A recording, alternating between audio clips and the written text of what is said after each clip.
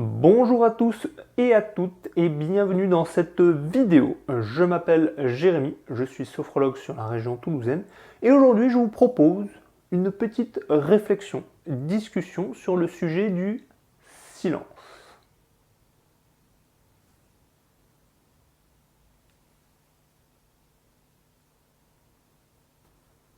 À quoi sert le silence?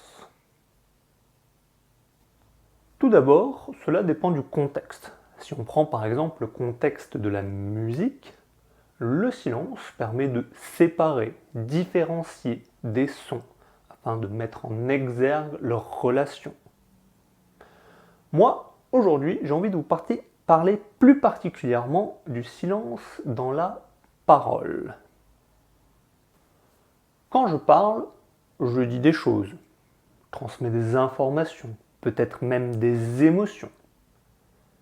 Mais quand je m'arrête de parler et que je fais silence, que se passe-t-il? Le silence offre de la place, un temps, de l'espace. Et dans cet espace, nous pouvons déjà prendre conscience de ce qui a été dit. Nous pouvons mettre du sens sur ce qui a été dit, l'intégrer à notre schéma de pensée. Nous pouvons laisser notre cerveau créer des liens avec d'autres idées, d'autres concepts. Nous pouvons peut-être prendre plus conscience des implications de ce qui a été dit.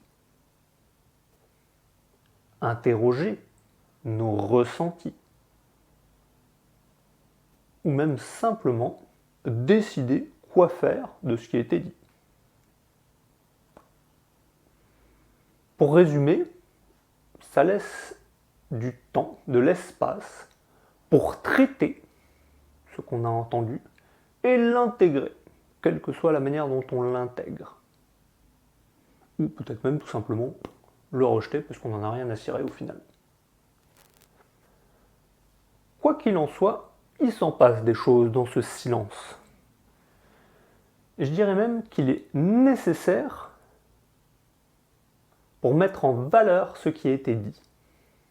A l'inverse, si aucun silence n'est accordé, l'attention reste fixée sur les informations transmises et il n'y a absolument aucune chance de les traiter car il n'y a tout simplement pas le temps. Même si sur le moment on a l'impression qu'on y met du sens, qu'il y a du potentiel, qu'il y a quelque chose d'intéressant là-dedans qui se joue, eh bien d'un instant d'après on aura de toute façon oublié car tout aura été noyé par la suite des paroles qui se poursuivent. Seules quelques informations particulièrement importantes subsisteront comme le début de cette tirade ou alors des éléments incongrus et surprenants comme par exemple le mot falafel qui n'a absolument rien à faire dans notre propos et bien évidemment la fin puisque c'est la dernière chose qui subsistera à notre esprit lorsque nous aurons terminé. Et si je vous pose la question qu'avez-vous retenu de tout ce que j'ai dit, peut-être les grandes idées, et qu'avez-vous intégré? Probablement pas grand-chose. Tant que je parle, vous n'avez aucun espace pour faire autre chose qu'écouter.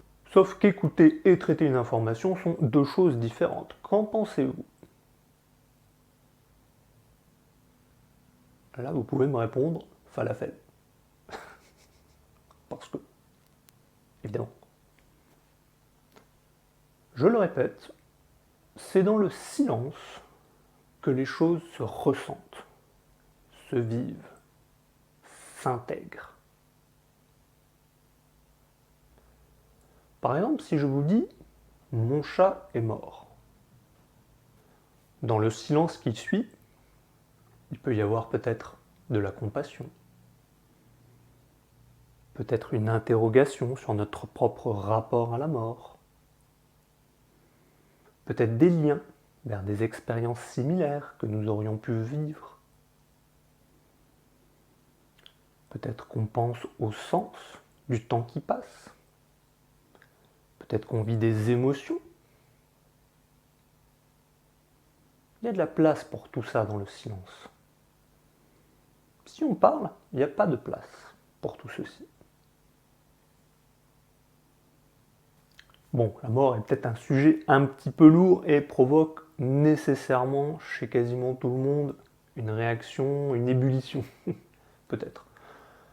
Mais même sur des phrases qui ont l'air peut-être plus anodines, il se passe quand même des choses. Par exemple, si j'entends « Ah, bah, y a plus de jus de pomme dans le frigo ?» Peut-être que j'avais prévu d'en prendre pour le goûter et que je vais en être privé. Ça me rend triste. Peut-être que je me rends compte que prendre mon jus d'orange, mon jus de pomme pour le goûter, bah finalement c'est un rituel important pour moi. Et je sens que quand ce n'est pas là, bah ça me permet pas de me remonter le moral pour la journée. Peut-être qu'il faut que je pense tout simplement à toute la procédure pour aller en racheter. Oui, il faut penser à le noter pour les courses suivantes, que je prenne la voiture, est-ce qu'on y va jeudi, blablabla, blablabla. Peut-être que simplement, rien que de parler de jus de pomme, j'ai des sensations, des goûts qui me remontent. Je pense au jus de pomme, j'ai le goût en bouche. Peut-être. Il peut se passer des choses. Même sur quelque chose d'aussi trivial.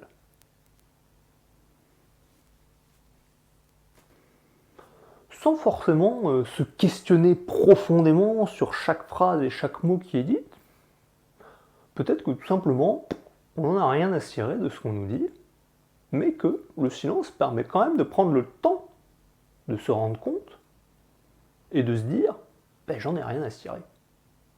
Hop, ton information, je l'en fais une boulette de papier et corbeille.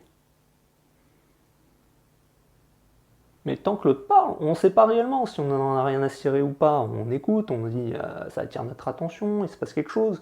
Forcément, c'est naturel. Il faut se laisser le temps de traiter ce qu'il dit.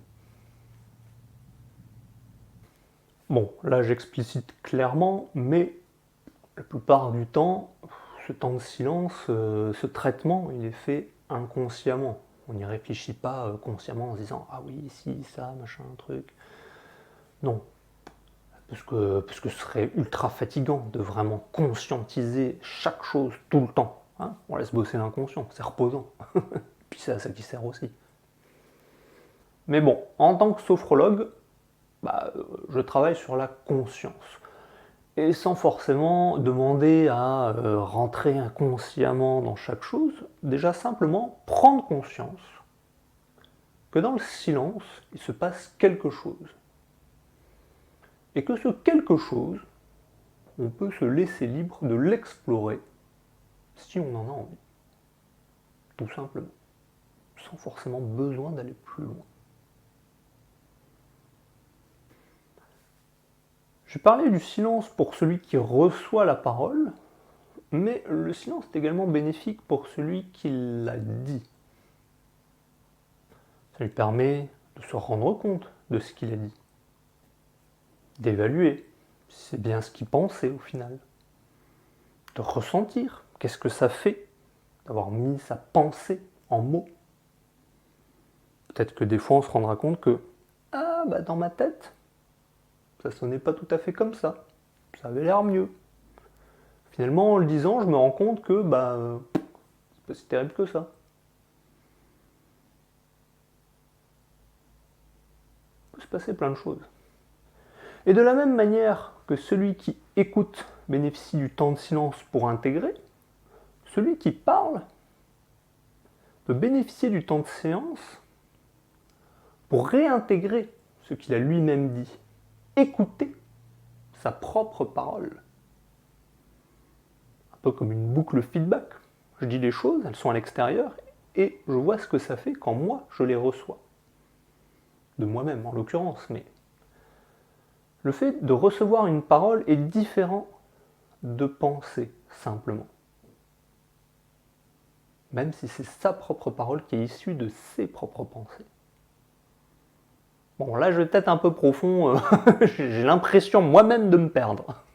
Là voilà, feedback, je dis, attends, j'ai dit un truc, est-ce que c'est réellement pertinent? Je sais pas. Peut-être que des gens y trouveront du sens. Ça m'a l'air pertinent sur le moment, je vais le laisser. Après, il est tout à fait possible que le silence soit source de malaisance pour certaines personnes, dans certaines situations. Peut-être par exemple quand on attend et qu'il y a quelqu'un à côté de nous, on peut sentir le besoin, par convention, de discuter, d'échanger avec la personne, Ne serait-ce que des politesses. Peut-être. Et quand on dit rien, ça nous paraît bizarre. J'en sais rien. C'est un exemple.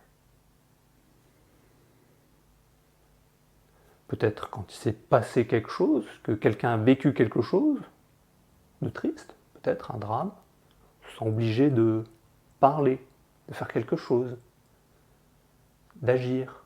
Rester dans le silence est inconfortable pour nous. Peut-être. C'est un autre exemple. Mais je pose la question. Est-ce que c'est le silence qui est malaisant ou est-ce que c'est ce qui nous révèle? Qu'est-ce qui nous met mal à l'aise pour que nous ressentions le besoin de le camoufler, hop, sous le tapis, sous un tapis de parole?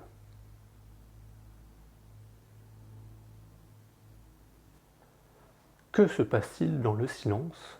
Qu'est-ce qui se joue réellement et qui nous met mal à l'aise? C'est ça qu'il faut savoir. Parce que c'est là qu'il y a quelque chose qui se joue et qu'il y a quelque chose à faire. Si on veut faire quelque chose. Après, c'est aussi totalement acceptable de dire non, j'ai pas envie de, de m'occuper de ça maintenant, donc je parle parce que j'ai pas envie de m'occuper de ça. Mais au moins, on le dit lucidement. Il y a quelque chose qui me dérange, j'ai pas envie de m'en occuper ou d'y penser maintenant, donc je divertis mon attention. C'est lucide. C'est pas le silence le problème, c'est ce qui permet de faire ressortir. Ce que je vous propose, moi, c'est d'en rester sur ces réflexions. Je pense qu'il y a déjà matière à faire, surtout si on n'a jamais réfléchi au sujet et qu'on décortique un petit peu ce qui a été dit. Moi, ça me paraît déjà suffisamment dense pour en rester là. Ça sert à rien de noyer sous des kilotonnes d'explications et de partir encore sur d'autres terrains, quand il y a déjà bien à faire là. Hein. Comme d'habitude, on se laisse le temps de traiter. Voilà. Ça sert à rien d'empiler, parce que sinon, c'est pour rien retenir au final ou ne rien en retirer, je ne vois pas l'intérêt. Je vous remercie d'avoir suivi cette vidéo. Je me suis essayé un nouveau format un petit peu plus réflexif. Parce que voilà, des fois j'ai envie de parler de sujets sans forcément que ce soit un montage avec un exercice de sophro, une intention derrière pour faire quelque chose. Non, des fois j'ai juste envie de parler, de partager une réflexion sur un sujet qui n'a d'autre valeur que l'état de mes pensées à un instant T, sans plus de prétention que cela. Voilà, c'est pas un cours scientifique, c'est rien du tout, c'est de la philosophie. Appelons ça comme ça, c'est de la philosophie. Comme d'habitude, si ça vous a plu, si vous voulez me soutenir, s'il y a des sujets que vous voudriez aborder ou m'interroger dessus, savoir qu'est-ce que j'en pense, pourquoi pas, laissez-moi des commentaires, et évidemment, partagez, abonnez-vous, mettez des pouces bleus. C'est toutes les petites choses qui font que progressivement la chaîne peut vivre sa vie. C'est beau. Allez, je vous souhaite d'aller bien, et je vous dis à bientôt pour une prochaine vidéo.